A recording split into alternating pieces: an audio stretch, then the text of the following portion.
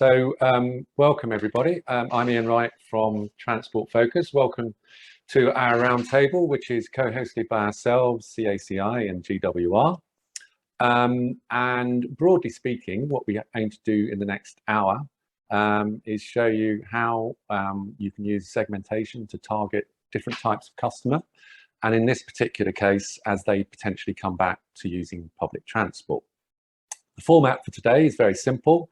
The call is going to be 3 very short presentations. First up will be Toby Cotton, who's Senior Insight Advisor at Transport Focus, and he will be telling you how we've been tracking attitudes and behaviours during COVID and how we've created a segmentation out of that data.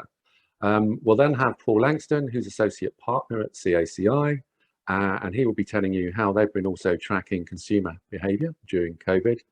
And then finally in this section, but not least, Jeremy Clark, who's Head of a Customer Research and Insight at GWR, and he will show you how he's put our segmentation and CACI data together to solve a business need. So those are the 3 core presentations. We're going to top and tail that with a brief intro from Jeremy, who's going to set out what that business need was. And then, of course, as ever, there will be a Q&A at the end. So please do put your questions into the chat and I'll attempt to ask them at the end, whatever we've got time for. In terms of other housekeeping, keep yourself muted. You'll notice as you came in, you're already muted. Obviously up to you whether you go for a sort of gallery or speaker view, depending on how many people you want on your screen. And again, as you would have noticed, as you came in, this session is being recorded, so it can be shared afterwards, and obviously you can catch up on your usual streaming service, Netflix or whatever. So I think without further ado, I'm going to briefly hand over to Jeremy to sort of set the scene. So over to you, Jeremy. Good morning, everybody, and thank you, Ian, for that introduction there. Really, I just wanted to say that the COVID segmentation that Toby's going to talk to you about in a few moments has been really useful to us and given us added insight into what customers are thinking as they return to the railway. But when I first saw it, my immediate thought was, it's great, as in many segmentations are great, but how can we actually apply that to our business when we have an embedded segmentation through CACI and the Acorn segmentation in our business already? So I posed a question to the other speakers here and said, right, well, how can I fuse the transport focus segmentation with Acorn so that I can leverage all that understanding and bring it and fuse it to the existing embedded segmentation in our business? So that was the question I posed to them. So hopefully we'll take you through that process during the morning. So without further ado, I'll hand over to Toby, who can talk to you more about what Transport Focus have been doing. Good morning, everybody. Thanks for coming. I'll just share my screen and my slides with you. Okay, so while the headliners later are going to be talking about how you can use segmentation to design tailored messaging to specific parts of your customer base, my role as the support act at this gig is to just take you through, give you an introduction to what Transport Focus has been doing in terms of tracking attitudes and behaviour over the last 18 months and how we derived our segmentation.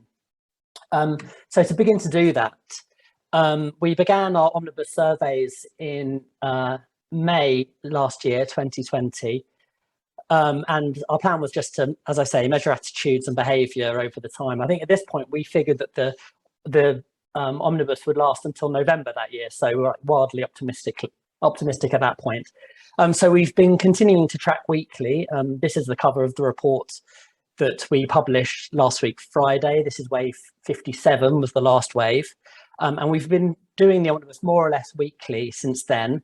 Field work runs over the weekends. The sample is of 2,000 members of the Great British population. So it's not just transport users, it's everybody. And they come from the independent research agency Yonder's panel database. The core questionnaire has been pretty consistent, more or less, although we have added questions and removed questions as circumstances have changed. So here you can just see how we've been tracking basic public transport use over time with the most recent stuff on the right. And you can see the dip at the beginning of the year after Christmas, and it's been steadily becoming, there's been more usage since then. So when we started running the Omnibus, it was obviously there was an initial shock of just the lack of the mass movement of people. But after that, it sort of subsided after several months. Operators began to ask us questions really about future use of public transport. What would be the triggers and barriers that might either enable people, make people begin to use public transport again, or to stop them from using it over a sort of longer term. And then, so to think about this question, initially, we considered, I mean, it's been very clear to us from the outset that the impact of the pandemic has been pretty uneven. And I don't think that's a controversial thing to say. It's affected people differently. So here, for example, are some results for, the general population around how comfortable they might feel using public transport in the future and whether they've been avoiding doing certain things over this time, or at least recently. And you can see if you break down these attitude statements by subgroups, there are particular vulnerable groups who have more likely to have concerns about COVID and about using public transport. So there's sort of level of vulnerability is an issue, and then also different people have had differing abilities to avoid using public transport. And I say that as someone who was a previous commuter who has basically been working at home consistently, totally solidly for the last 18 months. So clearly different people would have different triggers to coming back into using public transport. So from this point, we began to think about developing the segmentation that you see us reporting on a 2-week cycle currently. From the outset, when we were thinking about deriving the segmentation, it seemed very appropriate to us to build it around the attitudes and behaviours, and then to see how the demographics of the groups fit around that framework, rather than basing our segmentation on the demographic factors themselves. So in doing this, we predicted, firstly, that a general fear of COVID would be a key factor, and that we'd need some questions to include on that, alongside reliance on or otherwise on public transport. And then there's also a sense of how keen people were to sort of go back to doing the activities that one might consider usual, the things that they did pre-COVID, the sort of normal behaviours that you would expect them to be sort of partaking in. So with assistance from Yonder, the research agency, we put a range of questions on our Omnibus over a couple of waves, and then Yonder ran some factor analysis to ascertain what the segmentation might be. We had a couple of versions, we discussed them. And in doing this, we were given this sort of 5-segment solution, and also a list of kind of golden questions, which were the main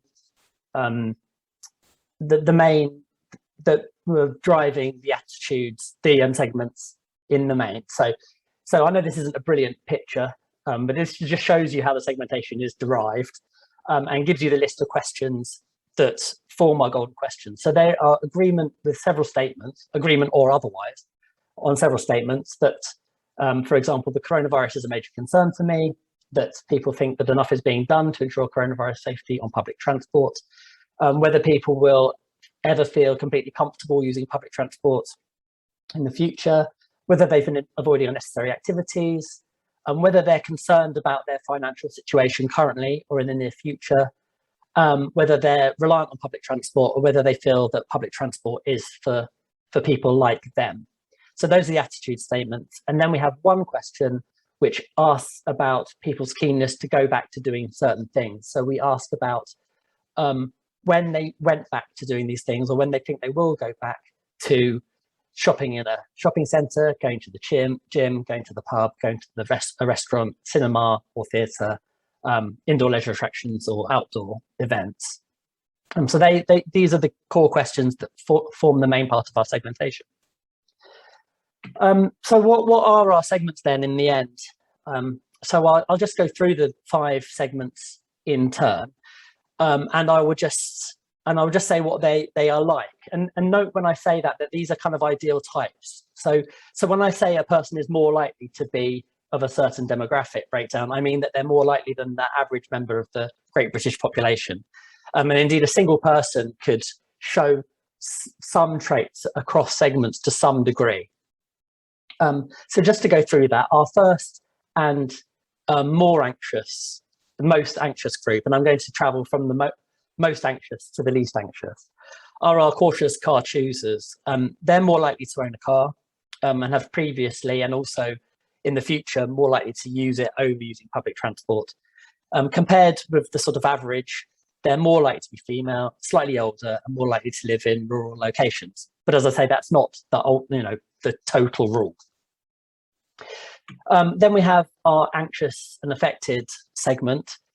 This group are more likely to be reliant on public transport, so they're more likely to have been using public transport throughout the pandemic, more likely than the other groups and more likely than the average member of the Great British population. As you can see, they tend to be a bit more anxious. They're slightly more likely to be female, to be in Black or Asian ethnic minorities, and more likely to live in urban areas. Then we have our rethinking reducers. This is the group that use public transport slightly more than the average pre-March 2020, but they don't expect to use it as much in the future. They're slightly less likely to want to return to the places that they went to previously as quickly as other people. They're slightly more likely to be young to middle-aged and to have children and to have slightly higher than average incomes. So they typically, I think, would be your sort of home workers currently. I think I probably feel a bit like this group, personally. Then you have the springback socializers. They use public transport previously, and they expect to use it in the future as much as they did before. They are rule followers, I think. They're more likely to have been avoiding activities, but they are quite keen to go back to resuming their social lives, to go back and do the things that they did previously. They're slightly more likely to be older, more likely to be male, and to have higher than average household incomes. And then we have our carefree and carrying on group. These are the least anxious group. They're more likely to have been using public transport, or they're the most likely to have been using public transport throughout the pandemic. They're more likely to be younger, to have returned to activities sort of as soon as they were open and available to do so. They're more likely to be male and working. So that's a summary of our subgroups. There's obviously loads of data on our segments and their views in our segmentation reports, which you may have seen. And also all the data is accessible on our data hub, which I'll talk about in a minute. But for example, on the issue of face coverings, which I suppose is relatively topical. So we're looking at this attitude over time that I won't use public transport unless passengers are required to wear face coverings. So you see our cautious car choosers are most likely to agree with the statement, but because this group don't really use public transport very much, they're probably not that much of interest to the audience here, to us. You can see then that the anxious and affected group and the rethinking reducers are much more likely to be to need people to wear face coverings to make them feel comfortable to use public transport. And then the carefree and carrying on group, least likely to be worried about face coverings, and probably they're the ones that one might need to target with some messaging to ensure compliance, to make the other people that happen to be on that train with them feel comfortable. So that's one example. The other thing that I wanted to flag, which is of key importance to us when we think about segmentation, is the segment size over time.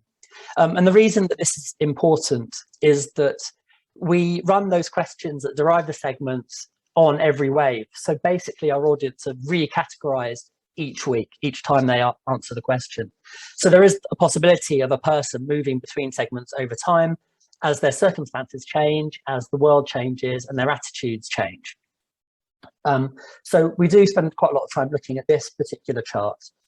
And so you can see, if we look at this, the carefree and carrying on group have been growing as things have opened up. And you can see that our springback socializers is declining slightly. And we think that's basically because they have been springing back, as it were. So I would flag that as a sort of key question to look at when you're looking at our segmentation, because I think it's quite important. Right, so I think, I don't know, I'm running relatively short of time, although I seem to have done all right. But I wanted to flag at this point that you can interrogate all the data from the Omnibus on our data hub, which is accessible via our website. If you follow the link to the data hub, which is at the top of the screen, and then click on the COVID-19 travel survey, which you can see in red there, you can go into our hub, and on the advanced analysis tab, which can be a bit scary, you can cut all the questions by the segments, and that's there for you. And if you're not very data savvy and a bit worried about using this resource, then I'm more than happy to talk anyone through how to use it. It's quite a good self-service portal, and I would definitely recommend it if you're really interested in how our segments attitudes break down on any of our questions in our omnibus. And that is me finished. So thank you very much. And I'll hand over to Paul now. Okay, fantastic. If you could just stop sharing, I will share my options. Oh, apologies, I'm struggling.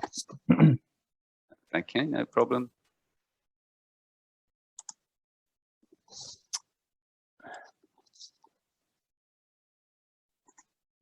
Oh, I'm sorry. Yeah. I think it's at the top. Brilliant. There we are. Okay. Look at that. Seamless handover. There we go. Okay, you should be seeing my slides now. Toby, can you just do a thumbs up to prove that you can, and then I will push on. Perfect. Okay, fantastic. So just a quick introduction to me. Yeah, I'm associate partner here at CACI. We've been talking to the transport focus guys for a couple of years just before the coronavirus, and yeah, we were having these discussions about there's a fantastic amount of data on that hub, but the challenge is that one that Jeremy talked about. How do you then be able to find those customers on the ground? So that's where we come in, and we wanted to show you some of the research we've also been doing during the pandemic. So very, very quick slide. This is what we do. If you don't know, I work in what's called the Communities and Government team, which includes transport.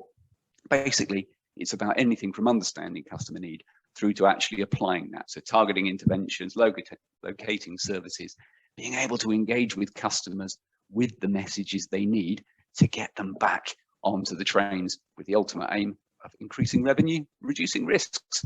So that's just a quick intro to us.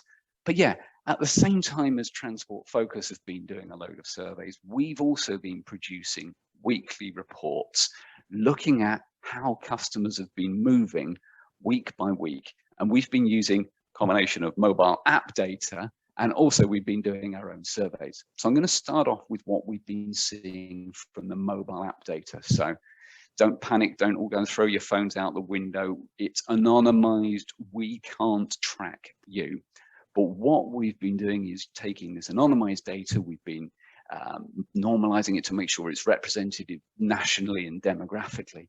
And what we've been able to see, my mouse pointer start to move on the screen, basically 100% is movement levels as they were before the pandemic. What we can see is, yeah, we're actually mapping what you would expect to see. The movement levels crashed to about 32% of pre-COVID. Then they came back as different easing measures were brought in. We reached the dizzy height of 82% nationally last summer.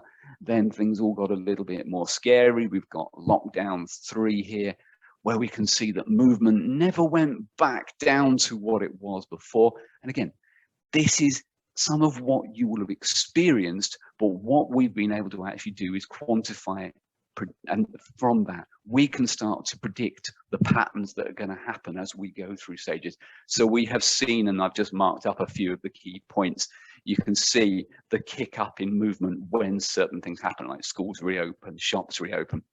What we also tend to see is often the government tended to lag slightly behind what consumers were already doing. They'd actually already started to inch out. Then there was an announcement made, you'd get another surge. Okay, but where have we ended up now? The last feed of data that I've used for this presentation, because I was being organized and prepared it in advance, is the week ending the 25th of July, actually off the end here. And what we can see now is that movement at a national level is now 13% above the baseline level that it was. But just to give you a clarification, the baseline level that it was at the beginning of March, which was our benchmark in 2020. Remembering not a lot really happens in a March, in that sort of time of year. It's not surprising people are now moving around more in the summer. But what starts to get interesting is when you start to see the places that they're visiting. So people are moving, but they are clearly not going to a lot of the same places they were before. I'm in an office today with Joel, but we're the exception rather than the norm. Okay, if I just move on, what starts to get really interesting is when you start to split this down into subgroups. So initially the nation was united. If you look at the left-hand side here, movement levels all dropped down to about the same point. But then we started to get different regional policies, and you can start to see the lines started to move apart. You can see specifically, and I'm in an office in London today, you can see specifically that London has not returned to moving anywhere near as much as other parts of the country. We can see mixed in here the regional restrictions. We can take it much more local and start to see the impact of sort of local lockdowns as well. And again, the granularity gets more and more detailed here. What you can start to see here is how things are changing. 4th of April is basically around the point that things were starting to open up after lockdown 3. Now, these little areas here are what we call our convenience clusters. They are local retail and leisure areas. This is central London here. If it is dark blue, it means that the visits are way below those of pre-COVID. If it's red, it's much closer to the pre-COVID levels. And what you can start to see just looking at London as a microcosm of the city centre, there's quite a lot of red. Local suburbs, yes, people are moving around there, visiting coffee shops, using the local leisure facilities, but the West End on the left-hand side was still dead. Roll it forward to a few weeks ago, 25th of July, you can start to see a lot of red now coming back in the West End. Leisure is opening up. People are starting to be more confident shopping in those areas to the west, west of central London. But over here, the city of London, still blue. Those office destinations are really struggling. So let's now put in a few interesting bits that bring this closer to the audience that we've got here. These are the movement levels of people visiting the stations in that area. So, Jeremy, you'll be pleased to see that Paddington has probably sprung back the most. It's now got visits at about 45% of pre-COVID levels, stepping up from 29%. But yeah, the obvious standout there is Farringdon, which is probably the one closest to the city. Visits are still down at 24%. Okay. But again, we can peel back more layers than that. And this is when we get into Acorn, which is the bridge that Jeremy talked about in his introduction, and he's going to talk about in a lot more detail. So every single postcode in the country is classified with one of our Acorn types. They go into more detail than this, but I've shown it at the broader group level that fits on a screen. All of our movement data is linked to Acorn, so we can actually see who is visiting where at what time and their demographics. And also, because the transport focus segmentation is linked to that, we can also segmentation and understand hundreds of other factors about them. So let's just go back to my movement data. This is the busiest chart you're going to see today. But basically, I've just pulled out the 5 most affluent Acorn groups here. So lavish lifestyles in the dark blue through to this group, career climbers. What you should also be able to just about make out is there is a black line on here, which is the national average movement. So in crude, simple terms, what we have seen throughout the pandemic is that the most affluent have been the most able to lock down. Now, I saw some questions coming through, which we'll come back to in a minute. But it's more sophisticated than that. In the first levels of lockdown, you can just about make out there's a group called City Sophisticates who actually lock down quite slowly. These are young urbanites who probably went, nah, the pandemic's not going to affect me. But actually, these are some of the most active people normally in society. They are very heavy users of leisure and all sorts of retail. They have now tailed off to being way less active than they were pre-COVID. These are key groups for getting the economy working. They are key commuter groups for getting the transport market moving. And they are massively down on their movements. What we've also seen is that the most affluent groups, when there is an easing, they surge back very quickly. Then the minute there is another lockdown, they lock down a lot more. There was a point that someone raised on the chat about key worker groups. You're absolutely right. If we cut this on low income groups, they have consistently had to move around more because they need to for their work. And that is a fact, whilst those with the means to lock down have been very much more.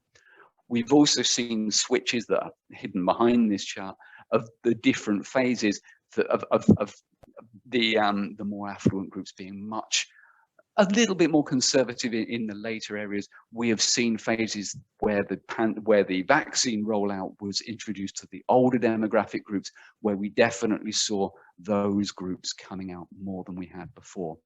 But at a top line, ACORN has helped us to understand behaviours. Now, what we also have seen, though, is we used this during Wimbledon and the Euros to see who's going to actually visit, who is visiting those sporting events. And what we saw here is probably no great surprise that Wimbledon audiences, according to our data, are dominated by the most affluent groups. So here we got lavish lifestyles, executive wealth, mature money, city sophisticates, way more than the English population are enjoying Wimbledon. So just now, we said that these guys aren't traveling as much as they wanted to, but they do when Wimbledon's on. Oh, look, when we match them across to the transport-focused classification, they fall into a group called Springback Socializers.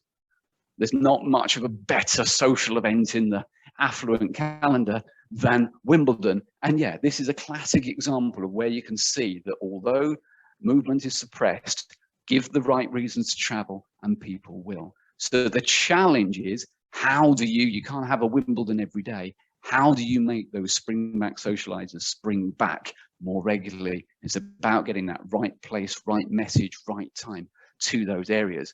So I thought I'd map out the transport focus segmentation onto our ACORN data.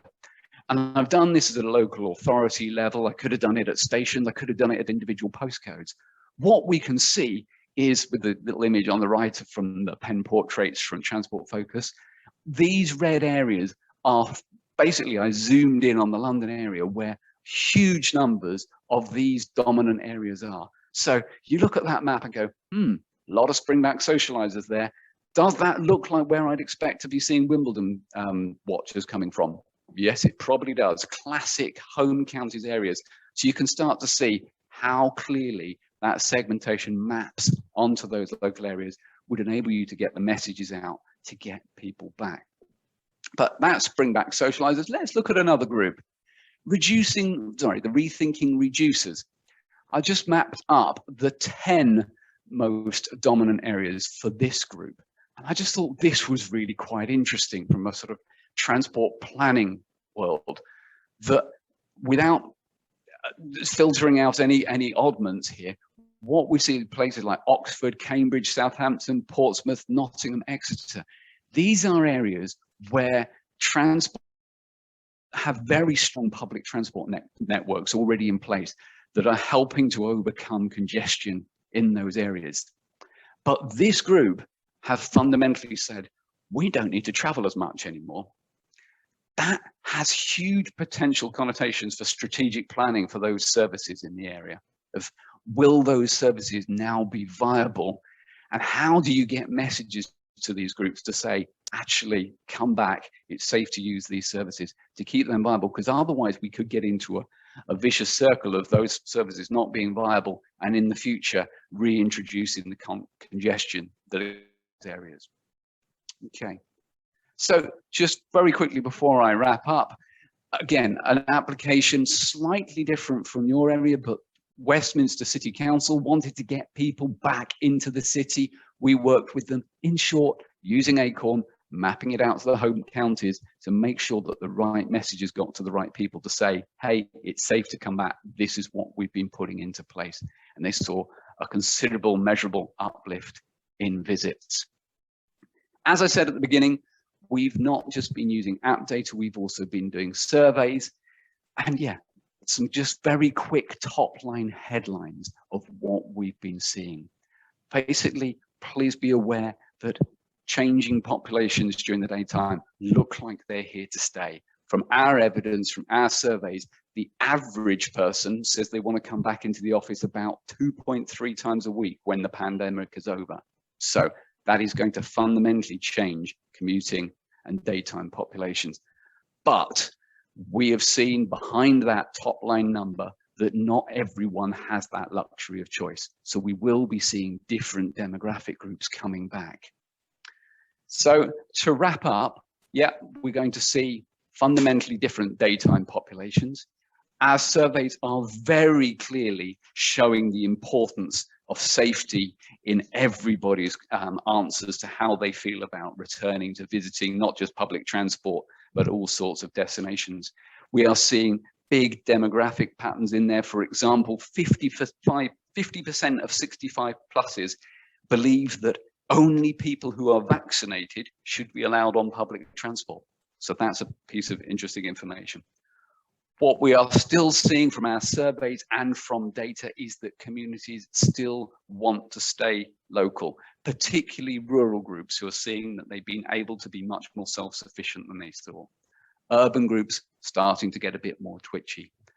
Fundamentally, for a lot of our clients, this issue around rising inequalities has been a big issue. We have seen financial and digital exclusion being key challenges faced by different demographic groups. But ultimately, what I'm going to hand over to Jeremy now is that we've got all of this information. We know who's moving, we know their attitudes. The next step is to put that into practice to get a relevant, targeted, efficient strategy to get those people back with the right messaging. So I will try and stop sharing now, and over to you, Jeremy. Thank you, Paul, and thank you, Toby. And while we just wait for Paul to cancel that, thank you very much indeed. So what I will talk to you about for the next few moments or so is just really how we've been using the data that CACI provide to us through the Acorn segmentation, and how we've been fusing that to the data that Toby was talking about earlier, which has been hugely interesting to help us leverage some of those key insights that we've been listening to this morning. So really, just to give you some flavour of what we've been doing here at Great Western, we have an established and embedded use of Acorn segmentation. So whenever we see anything new that is a sort of a new segmentation, we are desperately trying not to reinvent the wheel, but to try and embed that or fuse it to what we have at the moment and leverage to a greater degree what we've already got. So Transport Focus, I think, as you probably agree, have that valuable attitudinal segmentation that, well, I certainly thought it was very valuable. And the question was, how could we merge that into the segmentation that Paul has been talking about that we've already got? And with that, take advantage of some of this work and how it's been evolving. And if you've had a chance to have a look at any of the reports that have come out from Transport Focus over the last couple of months or so, and that's been evolving, you can see some of those changes in there, and particularly the point that Toby was raising a little bit earlier about those groups that are becoming larger as well, and what the impact of those might be to our business. So moving on, we've just set the scene really. We have seen stronger activity in the lower socioeconomic groups, and as I think some of the people have been talking about in the chat, yes, some of that has been actually that there's been a necessity to do some of that activity. But when we look at what has been happening since April this year, we still see that some of these lower socioeconomic groups are the ones where we've seen the most activity, or the greater amount of activity, given what they were doing pre-pandemic. And I think, touching on some of the issues that we've been listening to this morning, that there are some groups who've settled down into a different lifestyle quite nicely, and with those reductions in the reasons to go out, they've not really gone out, and they're finding that they found other ways to do things. But with inside what we've currently seen, there are two interesting groups, and I think Paul and Toby have identified these, of career climbers and city sophisticates, for whom the use of public transport may be more of a life choice than where we've seen the other groups in this particular activity cohort being more around the necessity to travel, as I think somebody used that term earlier. We use a lot of the other CACI tools to map our known customer base so we can focus on the key geographic areas and those socioeconomic groups that exist within our area as well. So we have that deep, rich understanding of how our market looks to us. So this additional information is supporting our development of marketing communications and our strategies to encourage mobilization. And I'll touch on where we've been doing some work in this already, given that we've only probably in the last 3 to 4 weeks been, I think, inverted commas, allowed to actually market rail again. So it's still very early days and building some of this information in. So to give you a flavour of the way in which we're using the Acorn data to look at the way in which people are travelling with inside our business or across our market at the moment, we've been doing some mobilisation indexes that look at pre-pandemic activity versus what we're seeing through our own transactional data sources at the moment. And that then identifies which ones are becoming more active. And as I say in this graph here, the ones that are indexing towards the right, the ones that are more active, and within that you get a flavour for some of the groups that Paul was talking about, and particularly those two groups that I've just identified there, those career climbers, those city sophisticates. But as many of you in the rail industry will probably appreciate, largely we are very much traditionally an ABC1 business and attract that sort of group of people. And those are the sorts that aren't actually travelling as much as we would like them to do at the moment. So the key challenge for us and to get the revenues back up is to attract those people back. And so the more we can understand their issues, their attitudes, their behaviour, the richer we can then apply marketing messages and other nudge techniques to encourage their business to grow again. So taking that purchase behaviour, we've also then been looking at on a period by period basis. And in the rail industry, just for those of you who aren't familiar with us, we work on 13 periods, so 4 weekly periods over the year. And we're taking some of the data that we've got and then looking at that and how those changes are occurring to see which groups might be mobilising a little bit more. Are there any reasons why groups perhaps are actually reining in their mobilisation and perhaps going starting to do less? And then we're starting to look at some of the reasons behind that, for which the transport focus data helps us to understand those, as well as looking to the wider market as to why things might be there, might be occurring. And in this chart here, we see that student life and our poorer pensioners, the two Acorn categories, or groups rather, that have changed their activity levels. And perhaps students have done so because they're taking advantage of the abundant hospitality jobs to boost their bank balances ready for the next academic year. And with poorer pensioners, we can obviously delve into some of those, some of the issues they might be having by actually, and what we'll go on to have a look at is some of the issues that we might be able to glean from the transport focus COVID segmentation. So in this first chart here, what we've done is we've, through the work that Toby and Paul and the team at CACI have done, is they've taken the COVID segmentation from Transport Focus and map that against the Acorn categories to look at some indexing across those groups. And this helps us to actually take our existing segmentation and look across those Transport Focus segments and say, get a feel for where these groups perhaps are more strongly feeling. And as Paul said earlier, this is to give an indication of what is there, but there will be lots of crossovers inside this as well. So it just gives us a flavour of what's going on and the way in which we might wish to talk to these groups of people about specific things that we're doing or nudge techniques when we're trying to convince them to perhaps do behaviour that would support the relaxation or lessen the anxiousness from other groups as well. So in the table here, the greener the box, the more predominant that sort of transport focus segment is within inside the Acorn category in this instance here. So it gives you a flavour of what sort of how that maps across and certainly is helping us. We do a lot of our work though at the categorization level, so those 17 groups that you may recall that Paul showed earlier.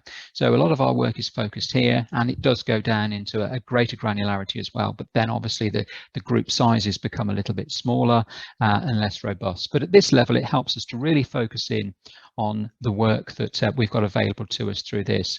And again, using the same sort of indexing approach, or the same indexing approach rather, we're able to then start to look at how these transport focused COVID groups map across our Acorn Acorn groups, and then really focus in for this, and then help us with our CRM activity and help us with some digital media for this as well. And I should add, as an aside to this, we do a lot of geographic mapping of this data as well through CACI and the other tools that we have available. So we are quite granular in the way that we can actually get down to specific geographic areas, understand the type of media that we might need to be using in these particular areas, alongside the types of messaging that we are learning that we need to be talking to these groups about. So it helps us to have more informed communications to help drive our revenue recovery. So some of the things, and if you've had a look at the very latest report that Toby was just signposting you to earlier on, and some of the data that he was talking about earlier, the carefree and the carrying on, the biggest single segment representing 3 in 10 of the population. And alongside those spring back socializers, and I think, as he said, a shrinking group, and perhaps they are becoming more like those that are the carefree and carrying on once they've had a chance to experience getting back to normality. But they're more likely to be making journeys for leisure reasons. So a really important group for us, and understanding which segments we need to be talking to drive them to encourage more travel, and to perhaps, if they're moving into this space, the ones that we can try and encourage with appropriate messaging to get them to actually dip their toe in the water and start to do more like they were doing originally. I think, as we've been discussing this morning, face coverings remain the clearest dividing issue. So whilst we can focus on reassurance messages, there's also the nudging that we can do to others who have less of a tendency to want to wear face coverings, and start to talk to them about the effect and the impact on other people, and making sure that everybody feels comfortable when using public transport. And across many of the segments, the proportion of those who are not using public transport as well, those are really interesting for us, maybe because they think it's not safe to do so, and we notice that that is falling, and the rethinking reducers have increased their reluctance, and that's really a group that we need to be focused on, very much from some of the issues that Paul was talking about in the way that they may be rethinking their lives. And I think it's fair to say that while we're in this period of the summer, this data will become even more important to us as we start to see that return to business, return to the office perhaps, and life settles down to more of a normality in September, as people get the initial burst of wanting to get out and do things out of the system, and start to think about what the next few months actually look like for them. So that gives you a flavour of some of the work that we've been doing and the early days of that, and now we've been able to start thinking about how we can apply a lot of this to our marketing communications, both digitally and through CRM programs. And finally, I'll give you a flavour just of some of the things that we've started to do, and some of you may have seen some of this if you're living on our particular part of the network, or a part of our CRM programs. So our CRM and digital messages provide the agility to reflect those key attitudes and feelings, so that speed of response, noticing that if you go back and have a look at the last couple of reports that Toby was talking about, you can see how there are changes in these segments. So we're able to hopefully leverage that through digital messaging and through our CRM programs, address concerns and those desires that lapsed customers have also got to get out, and give them the confidence to go out onto the network again, to know that it's there is a whole new social dynamic out there waiting to be explored. So some of the work that we've been doing here and is around reassurance, and some of that is around, so from the cleaning point of view to booking with confidence, to also getting back to some of those Norvits and those experiences that many people have missed out on over the last 18 months. So in summary, that just gives you a flavour of some of the work that we were doing, or have been doing, and will continue to do. The importance to me that actually we were able to take the segmentation that we were being shown from Transport Focus and fuse it with what we've already got, so that we didn't have two competing segments or segmentations in the business, which causes confusion.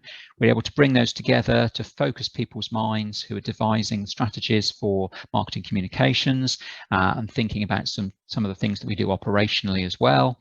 And that helps us to then move as one and not actually throw anything away, but leverage some of the investment that we've made in both the Acorn and some of the transport focused work.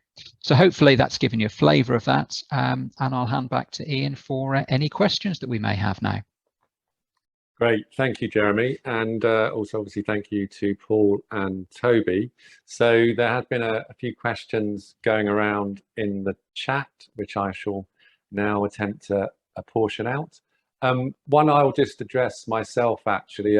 Sarah Hayward from NNER asked early on about being able to use the transport focus segmentation and sort of understanding what the golden questions were and what the algorithm to create it is. And we're definitely happy to talk to anyone about that. So yeah, please do get in touch, and that should be possible. Right, so I'll give Jeremy a little break because he's only just finished talking. And maybe one or two for you, Toby, I think, first of all. Yeah, there's been a bit of chat in the chat about essential workers, and is that really another name or potentially another name for the carefree and carry-ons, or conversely, are they more the anxious and affected? What do you think? I think there will be essential workers in both of those groups. I think it also depends how you define essential workers, because some of the essential workers will also be vulnerable, so also be anxious, and some of them will be less vulnerable and probably more likely to be in some of the other groups. So I don't think it's a direct read across between the two groups, which are mentioned in the question. No. And I think the important thing there is it's you know, the segmentation is primarily an attitudinal one rather than a behavioural one, which obviously being an essential worker in effect is. And what is very interesting, if you find them in both of those groups, the carefree and carrying on and the anxious and affected, although they may both have components of essential workers, their attitudes to travelling will be very different. One will be completely comfortable doing it and happy to travel more on public transport, whereas the other, the anxious and affected, are doing it almost against their will. They'd rather not be doing it. They don't feel comfortable doing it, and they would probably stop doing it if they could. So I think that's one of the uses of the segmentation. The other question, I think for you, Toby, but there's also a sort of almost a follow-up from for Jeremy, is, and I think this again was from, let me just check my chat from, right, here we go, from Sarah again, actually, is, yes, it was. Is there a view, Toby, that other segments may move into the rethinking reducers group, particularly tied with this idea of urban flight? We hear about people moving away from the cities. What do you think? That's a good question, and I can't say that personally I've considered it. So I suppose it's possible. I suppose the key feature of the Rethinking Reducers group is that they have the ability not to travel, so they're doing those jobs that they can do from home. So there would have to be certain demographics involved in those people moving out of London and then being able to work solidly from home, not being in jobs where they had to be in a particular workplace. But it is entirely possible. Toby, I'll help you out a bit on that one. That we've been doing quite a bit of, again, using the movement data. We've started to try to track who are these alleged urban flight groups, and it's partial data that we've looked at. But I think point number one is it's not quite as stark as we might be led to believe. I think it's very clear that there are headlines going, oh, everyone's leaving London and stuff. Actually, behind the data, quite a lot of Londoners have moved, but a lot of them have moved, A, still within London, and B, often to similar Acorn areas. What we have seen is, yes, some moves out. We've seen growth in the south and the southwest, and that is something that we can unpack a little bit further. But it's as Toby alluded to, ultimately you got 5 segments there. You need to probably go further and further into data to try to really understand the behaviours at the very detailed level of those who are moving house. And if I could just come in there as well, I think it's an area that we're very conscious about, having some of the other research work that we've been doing, the indications that this is what's going on. But I think the larger conversation that's happening at the moment about returning to work and the freedom or the flexibility that people have got, once that becomes more established, we might then see actually over the next few months how people then adapt their lifestyles to that and make some of these big life choices, really, of actually saying, no, I'm going to start doing something completely different now. Yeah, and I think that ties into the question that, again, Sarah Hayward asked, which is really directed more at you, Jeremy. Is the customer base of GWR driving the reduced travel seen amongst city sophisticates and career climbers, with more long distance commuters and business travellers on the network? I guess that's related. Gosh, could I ask you just to go through that? Could you just repeat the question? Yeah, it's in the chat. I mean, if you want to read it, is the customer base, I know it's a mouthful, isn't it? Is the customer base of GWR driving the reduced travel seen amongst city sophisticates and career climbers? So is it about your sort of type of customer, I suppose, with more long distance commuters and business travellers on your network, I guess, compared to some others? Yeah, we do see a lot of the where we're seeing the recovery is around the long distance market. I think when I was talking about the career climbers and the city sophisticates, is just interesting how they may have made life choices, which means that which means public transport is their only optional default option. But yes, I think it's very much emerging data as people become they try things, see what's happening and see what sticks. And I think over the next couple of months, we'll start to see how things start to level out and become more sort of normal, and the ebbs and flows that we're seeing at the moment level out. Okay. Well, that's an interesting, because that sort of almost leads on to another question. It's from Mark Borney at Southeastern.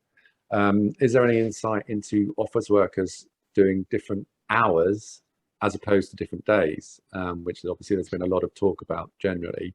For example, later trains to avoid busy peak trains, and Mark is pointing out, and I'm sure it applies elsewhere as well, that ironically many of their off peaks are sometimes busier than their traditional peaks. So is there a communication opportunity there?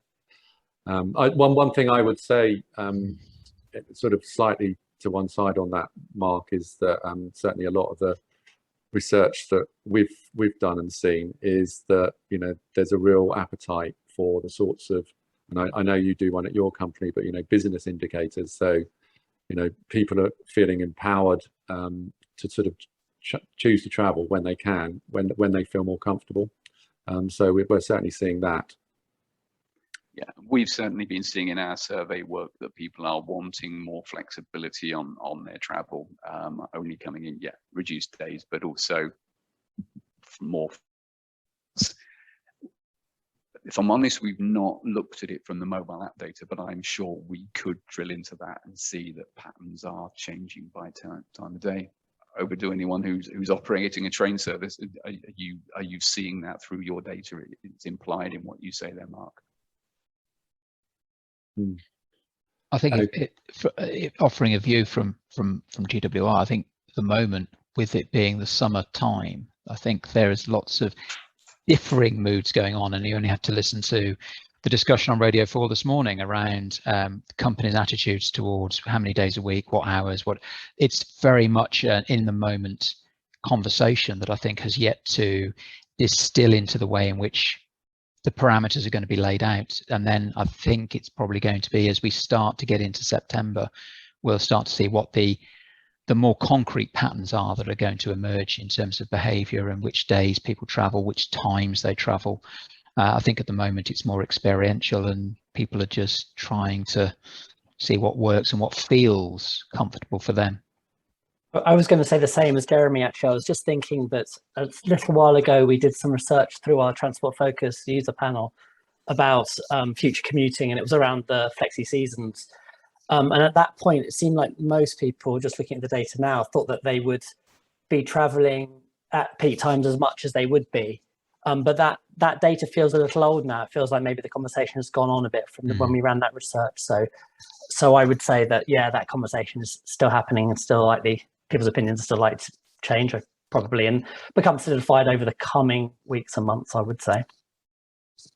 Yeah, and I think, Toby, it's true to say we're probably repeating that piece of research soon, so that those, you know, your theory that sort of might be updated will be confirmed. Okay, what else do we have? We're sort of going to be shortly out of time, but one thing I just wanted to say, coming back to that earlier question, which I forgot to say at the time when someone asked about are we going to see people moving into the rethinking reducers category? People may be coming in and out of it, but in terms of overall size, we haven't really seen any change in that group. I think that's true to say, isn't it, Toby? That's remained the smallest group and has remained at a pretty consistent size. Okay, we have a slightly different approach here from Keith Bailey. Is asking Jeremy, have you seen a decline in passengers opening or reading digital comms? There's been suggestions that some have been turning off or deleting operator apps or turning off a lot alerts, presumably because maybe they haven't been traveling. So, I mean, is there an issue about getting top communications through digital channels or? Keith, I wasn't aware of a problem. I shall go and have a look. But I don't think that we weren't seeing that. In fact, some of the other research work that we've been doing about our digital communications over the last 12 weeks or so has been positively received. So it would be the indication that actually it's becoming more of a default channel. But I will certainly go and have a look for app deletions now. Okay, I'm glad to hear they're still getting through on the whole though, which is obviously really important. Another question from Sarah Hayward, asking about the latest data we have and which groups may be most affected by sustainability in modal choice. Do we have anything on that, Toby? I'm not sure we do, but not directly. But my sense would be it'd be those groups that have the biggest ability to choose how they travel, and whether or not they use public transport, or what modes they can use, or whether they can avoid travelling altogether. But broadly speaking, we haven't sort of asked that not question directly. No. I mean, I think it's probably true to say as we consider the future of the segmentation, and it's certainly around for a little while, but it may well morph into something that has a sustainability angle to it as well, because I guess that's the next big battle, isn't it? Once we've got past the pandemic, it's the climate crisis, and I think segmentation will play as big a role in that as it can help in this current circumstance. I think just on what you were saying there, Ian, I think there's also this this sense that people are perhaps, I say we're all people, aren't we? We may also be hedging for what we need to pay for from the last 18 months as well. So that clash between reining in spending and your personal economic circumstances versus that luxury that it has been perceived as of sustainability and ecological thinking. And just going back to where we saw in the last recession how the environment took very much a back seat as everybody sort of entrenched and thought about their own personal circumstances. So it'd be interesting to see which one edges forward and how they compete for people's time. Yeah, just to quickly come in with some points, what we've been seeing in our surveys is that both the importance of local community and the environment have actually grown in concern by people over become a little bit more reflective. And yeah, we are adding quite a lot of extra sort of environmental characteristics onto our ACORN knowledge to start to really unpack and understand how people are thinking on that wider sustainability piece. And just to add that Transport Focused published literally last week a sort of overview on sustainability and sustainable transport choices, which you again can find on our website. I think we're just about coming to a close. It is 11:30. So unless there's any very last minute urgent questions, I think I shall thank you all for coming. I shall thank our speakers, Jeremy, Toby and Paul. And yes, please get in touch with any of us if you want more details. And we've recorded this session, and yeah, well, I'm sure we'll be sharing that, so you can either rewatch at your leisure or, of course, share it with colleagues. But otherwise, thank you very much, and thanks for joining us, and see you again soon, I hope.